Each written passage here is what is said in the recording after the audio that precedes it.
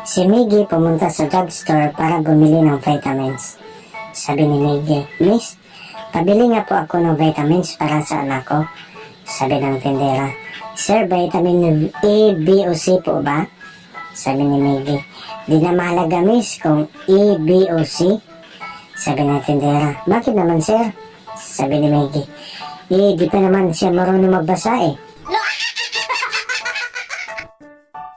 Sa Jollibee, sabi ng customer, "Excuse me."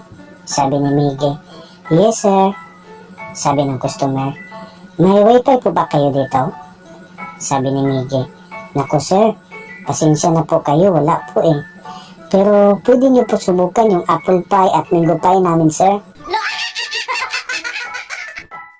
Si Puloy at si Intoy.